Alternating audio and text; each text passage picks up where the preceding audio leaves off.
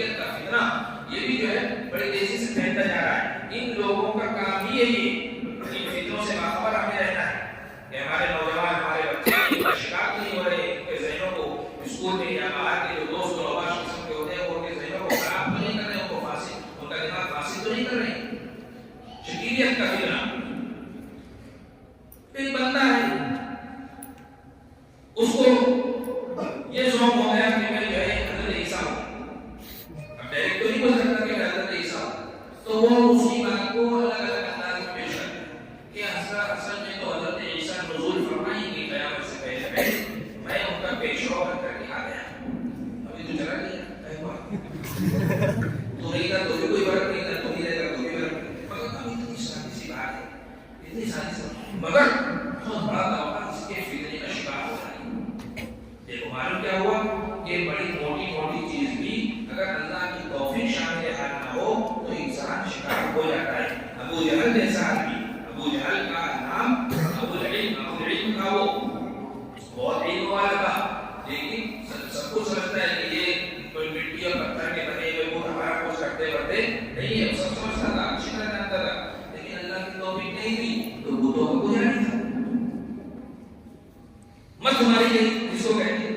تو یہ جو فتنے ہوتے ہیں ان فتنوں میں انسان کی مت ماری جاتی ہے, یعنی دماغ جو ہے وہ کام نہیں کرتا, معاف ہو جاتا ہے, اپنی ساری عقل مندی ساری ہوشیاری کو کنارے رہ جاتی ہے اور انسان فتنے کا شکار ہو جاتا ہے. اس لیے فتنوں سے بچنے کی تاکید کی گئی ہے. اب وہ فتن بات جو ہے حدیث شریف کی کتابوں کے اندر قائم کیے گئے اور یہ فتنے آئیں گے, یہ فتنوں کا سب سے بڑا فتنہ دجال کا ہوگا, یہ سب دجال کے نمائندے. تو ایک کیا فتنہ ہے اس زمانے کا, شکیلیت. تو اس کے اگر کوئی آدمی آوے اپنے علاقے میں آوے, محلے میں آوے, وہ کسی کو دعوت دے کے ہمارے جو شکیل بھی گھنے کو مانو, وہ مہدی ہے, وہ عیسیٰ ہے, وہ عیسیٰ کا سایہ ہے, وہ عیسیٰ کا اپنا ہے, تو اس قسم کی باتوں کو سننے ماننے کی ضرورت نہیں ہے. اور بہتر ہے کہ اس کو فوراً اپنے سے دور کرو, یہ بھی مت سنو کہ وہ کیا کہتا ہے, اس لیے کہ فتنے کی جو باتیں ہوتی ہیں اس کو سننے سے بھی اعتراض کرنے کا ہوگا. اسی طریقے سے قادیانی ہے, مرزا غلام احمد قادیانی والے, وہ جو ہے لوگوں کو پکڑتے ہیں کہ ہمارے مرزا غلام احمد قادیانی جو ہے وہ نبی کریم صلی اللہ علیہ وسلم کے بعد نہیں بنے, لہذا ان کی نبوت پر ایمان لاؤ. مر گیا سنداس میں گوبر کے اندر لے کر کے, انگریزوں کا کٹھوں کا بلند تھا, لیکن اس کے نمائندے موجود ہیں, اس کی دعوت دیتے رہتے ہیں, اور بیچارے ہمارے سادے سادے بھولے بھالے مسلمانوں کا شکار بھی ہوتے رہتے ہیں. تو فتنوں کا شکار ہونے کے لیے عقل سے اس کا واسطہ نہیں ہے کہ بہت عقلمند آدمی ہوگا تو فتنے کا شکار نہیں ہوگا, نہیں, بہت عقلمند ہوگا وہ فتنے کا شکار ہو جائے گا. اس لیے ان فتنوں سے بچنے کی تدابیر جو نبی کریم صلی اللہ علیہ وسلم نے بتائی اس کو اختیار کرنے کی ضرورت ہے, اور جو ہمارے علماء نے بتائی اس کو اختیار کرنے کی ضرورت ہے. وہ کیا ہے کہ فتنے کی چیزوں کو دیکھنا سننا بند کر دیں. اب ہوتا کیا, سوشل میڈیا کے اوپر ساری چیزیں سن رہے ہیں, مرزا جیلون کیا کہہ رہا ہے, مرزا فلانا کیا کہہ رہا ہے, اس کے تعلق سے ایک تو ہوگا نہیں, اور اچھی طرح تقریریں ان کی ہو رہی ہے, بیٹھ کر کے سننے لگی, معلوم نہیں کہ یہ بندہ کیسا ہے, اس کا جو ہے علم کیا ہے, اس کا مذہب کیا ہے, اس کا نظریہ کیا ہے. ہم ان کی باتیں سن رہے ہیں, سننے کے بعد اس نے کوئی ایسی شبشبے والی بات کہہ دی, اب آ کر کے مولوی صاحب کو پریشان کرے, مولوی صاحب کو میں نے سنا اس نے ایسا کہا, تیرے مولوی صاحب پریشان سکے جو اللہ ہے تو دکھتا کیوں نہیں, تیری عقل ہے تو دکھتی کیوں نہیں کرتا. تو فتنے کا شکار کرنے اس کے لیے سب سے بہتر طریقہ کیا بتایا گیا کہ اس طرح کے جو منحرف فرقے کے لوگ ہیں, جو صراط مستقیم سے ہٹے ہوئے فرقے والے لوگ ہیں, ان کی باتوں کو نہ سنا جائے اور ان کو سوشل میڈیا کے اوپر نہ دیکھا جائے. ایک بات اور ذکر کر دیتا ہوں اس سلسلے کے اندر, شاید بات لمبی ہوگی. محمد ابن سیرین رحمۃ اللہ علیہ خواب کی تعبیر کے امام ہیں. جب خواب دیکھتے ہیں مختلف خواب دیکھتے ہیں, کوئی دیکھ رہا ہے کہ میں دودھ کی ندی میں ڈبکی لگا رہا ہوں, کوئی دیکھ کہ میں شہد چاٹ رہا ہوں, کوئی کچھ دیکھتا ہے کوئی, تو اسی کا تعبیر یہ ایک فن ہے, یہ ایک فن ہے, اس کی مختلف تعبیرات ہوگی. تو اس تعبیر کے جو سب سے بڑے امام ہیں وہ امام محمد ابن سیرین رحمۃ اللہ علیہ محدث ہیں. جب ہم حدیث شریف پڑھتے ہیں تو ان کا نام آتا ہے روایت میں سند میں, مشکات شریف میں آتا ہے. تو وہ اتنے بڑے امام ہیں, اتنے بڑے علم والے ہیں, ان کے پاس ایک آدمی آیا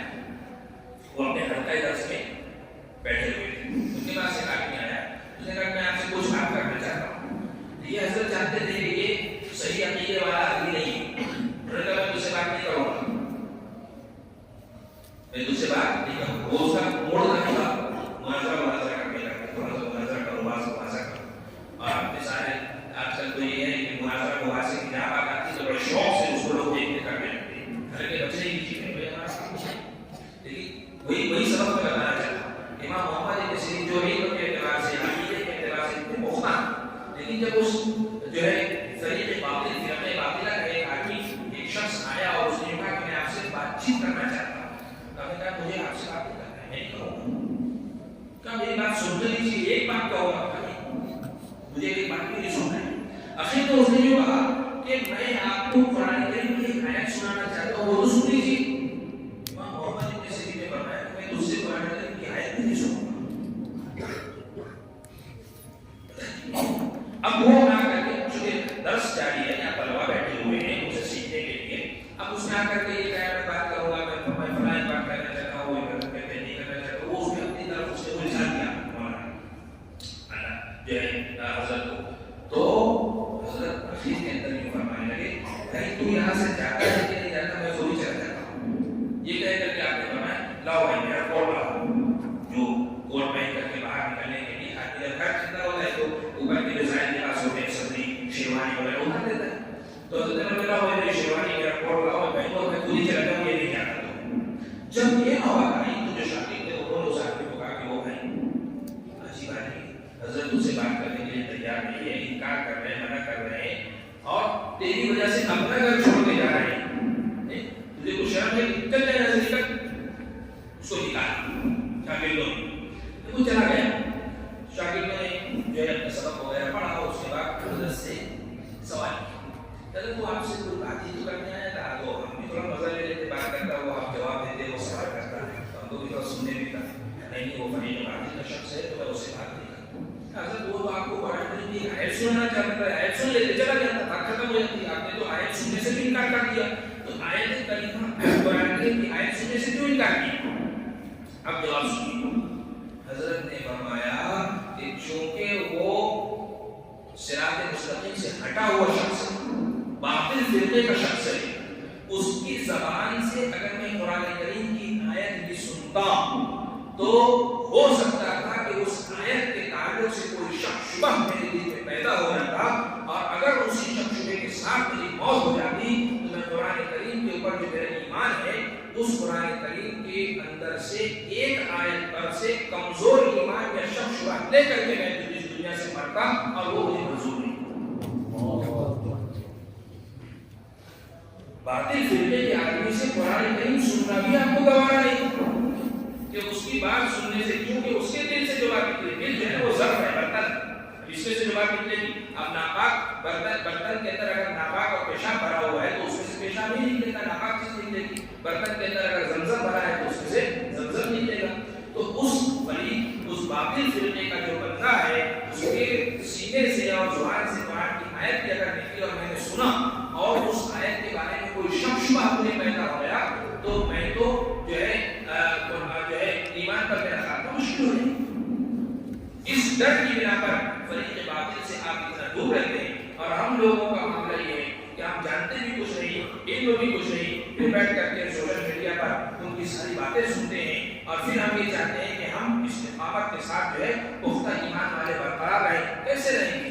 کیسے رہیں گے؟ ممکن ہی نہیں. وہ جب شک شبہ دل کے اندر پیدا ہو جائے گا، پھر ہم آ کر کے کسی ملزم سے، مسجد کے امام صاحب سے پوچھیں گے اس کا کیا جواب؟ ملزم تو تھوڑا بڑا پڑے ہوئے، کوئی اسپیشلسٹ ہے نہیں، وہ جواب نہیں دینے پائیں گے. جب نہیں جواب دینے پائیں گے تو سمجھیں گے کہ ہاں اس آدمی کی بات صحیح، اور پھر ایک شک لے کر کے اور ایک جو ہے شبہ لے کر کے وہ زندگی گزارنا شروع کر دیں.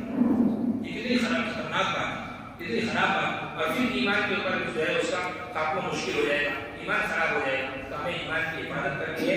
اس کے لیے ان فتنوں سے اپنے آپ کو دور رکھنا اور اپنے آپ کو بچانا، ان کو سننے اور دیکھنے سے اپنے آپ کو بچانا بہت ضروری ہے. اللہ تبارک و تعالیٰ ہمیں ان باتوں کے اوپر کہنے سننے سے زیادہ عمل کرنے کی توفیق عطا فرمائے. آخری ایک بات یہ آپ لوگوں کے یہاں ماشاءاللہ یہ جو اجتماع ہو رہا ہے، یہ طلبہ 40 مدرسوں سے، ہندوستان بھر کے 40 مدرسوں سے یہ طلبہ آئے ہوئے ہیں ماشاءاللہ، جو سب مدرسوں میں سال بھر انہوں نے تعلیم حاصل کی. اب ان کی سالانہ چھٹی ہوئی ہے، رمضان کی چھٹی ہوئی ہے،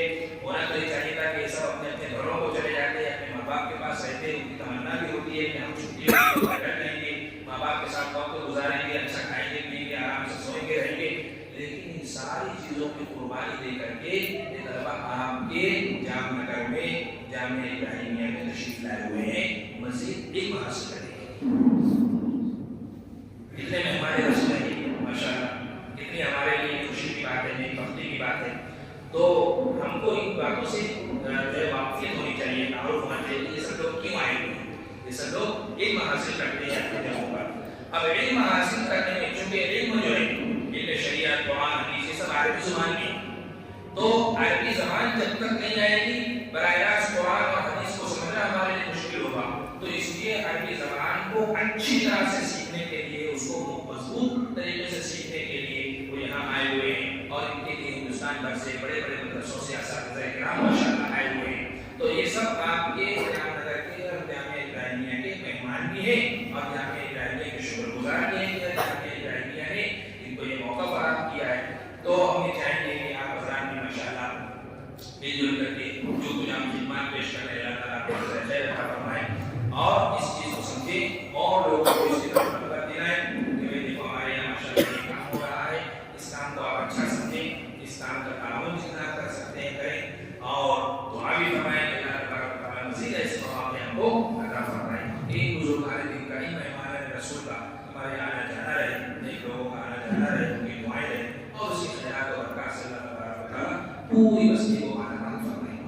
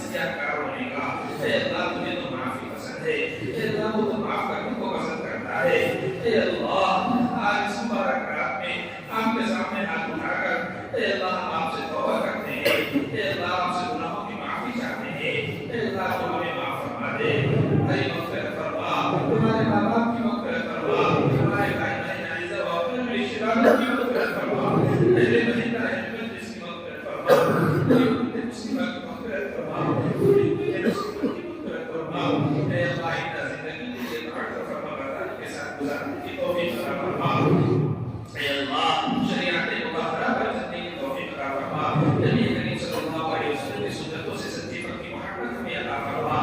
نبی کریم صلی اللہ علیہ وسلم کی سنتوں کو اپنی زندگی کے تمام شعبوں میں روشنی میں جاری و ساری کرنے کی ہمیں توفیق عطا فرما. اے اللہ جو اپنے نمازوں کا اہتمام ہمیں نصیب فرما.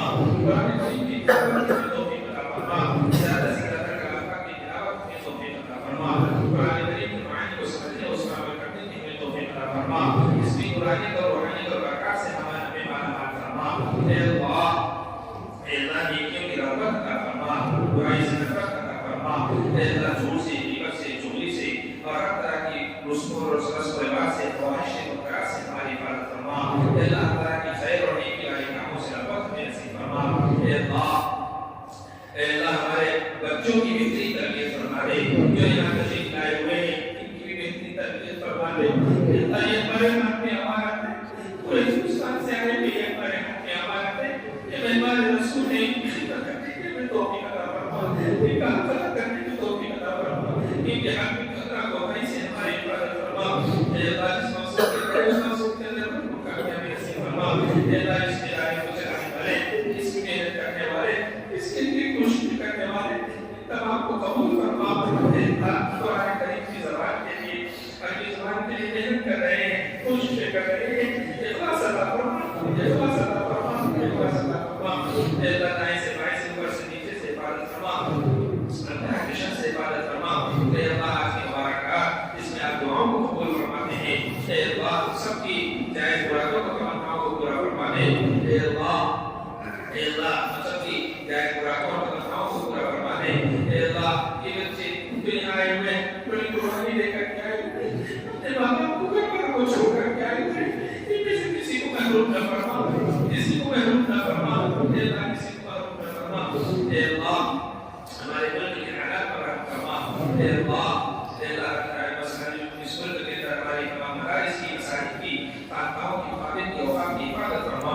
اے اللہ دشمنوں کی دشمنی سے، حاسدین کے حسد سے اور بدخواہوں کی بدخواہی سے، شر پسندوں کے شر سے حفاظت فرما. اس ادارے کی، اس پڑھنے والوں کی، پڑھانے والوں کی اے اللہ دائیں سے بائیں سے اوپر سے نیچے سے حفاظت فرما. اے اللہ تمام مدارس کو اے اللہ بہترین ترقیات سے مالا مال فرما. ہر طرح کے شر سے حفاظت فرما. اے اللہ بہت سارے امت مسلمہ اے اللہ مختلف مقامات کے اوپر مظلومیت کا شکار ہیں. اے اللہ خاص طور سے فلسطین کے اندر، غزہ کے اندر مسلمانوں کے حال پر رحم فرما. اے اللہ انہیں فتح نصرت عطا فرما. ظالم کا خاتمہ فرما. اے اللہ ان کی